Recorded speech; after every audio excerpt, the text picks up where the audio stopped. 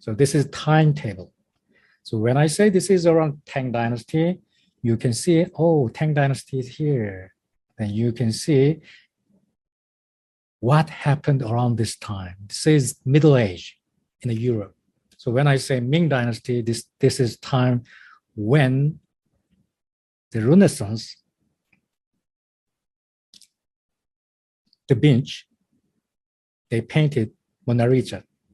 So you can see what happened in Europe, in Western society, and what kind of books published, and what happened in Korea, World War I. So this is a timetable. You always keep it on your table. It is a very important reference. Okay, just please print only this page. Let me briefly explain this.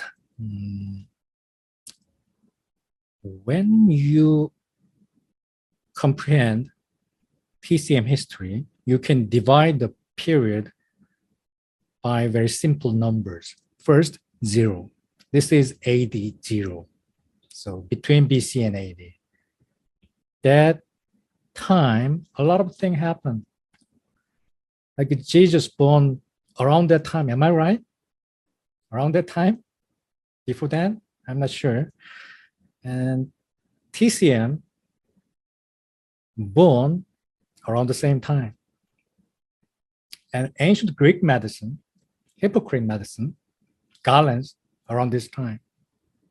So some philosophers say this is pivot time, pivot period.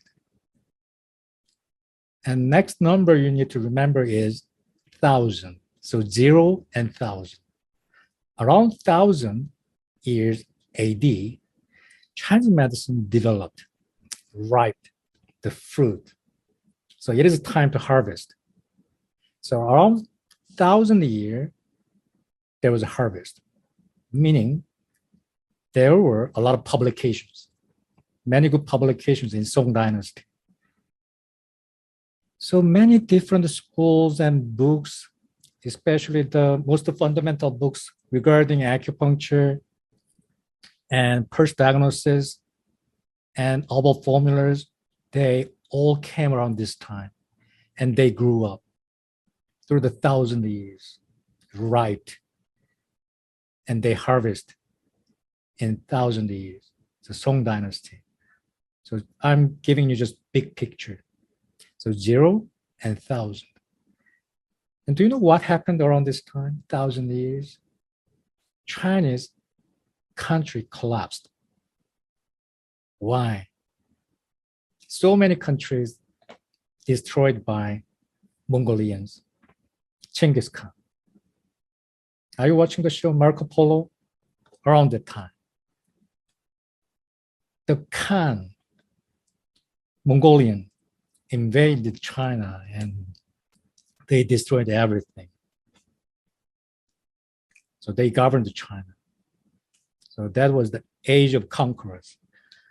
So around that time,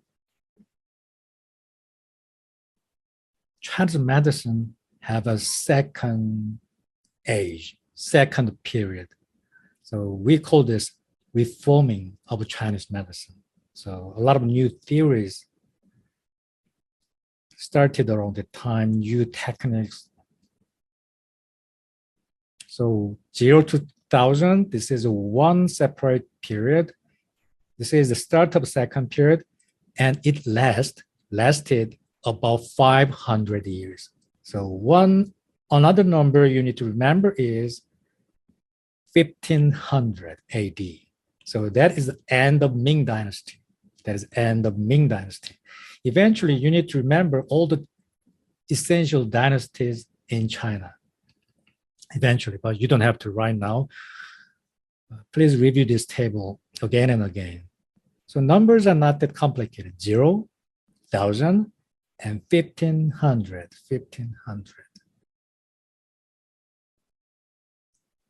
And something really revolutionary thing happened around 1500. French, Spanish, they came to China and they destroyed everything again too. So it started with Japan and China, Korea. So it is a time of age of discovery. Yeah, discovery is a so washed out word. Discovery, that is not the discovery. That is another conquest by age, word. So it is a very tragedy.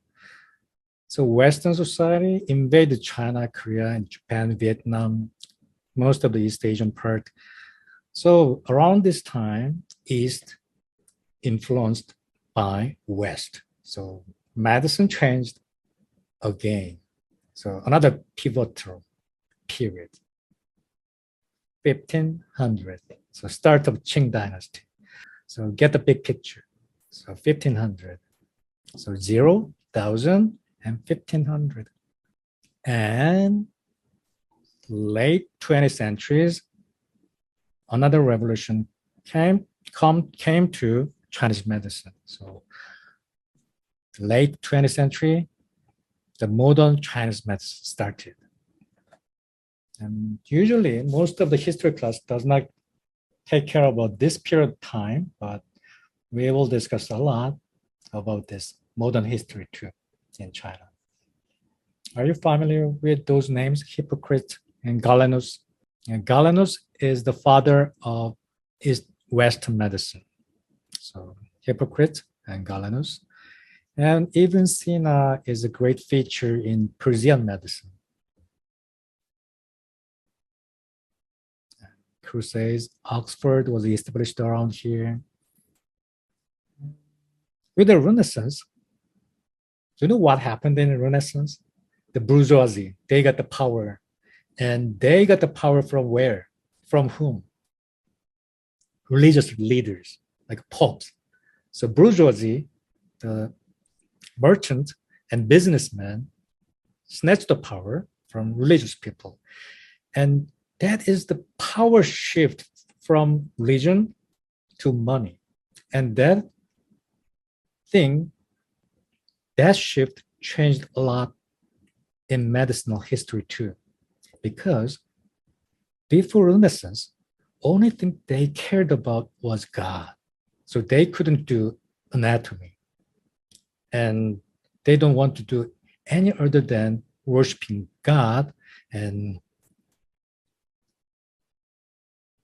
so everything was for God. They composed the tunes for God. They draw the picture for God. But since then, they started everything for human. So human-oriented approach started. So what that happened around that time in Western society was anatomy. Anatomy developed a lot around this time.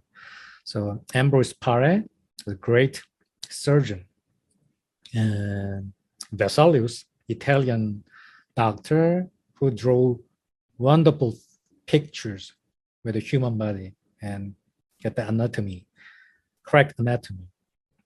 So he did the autopsy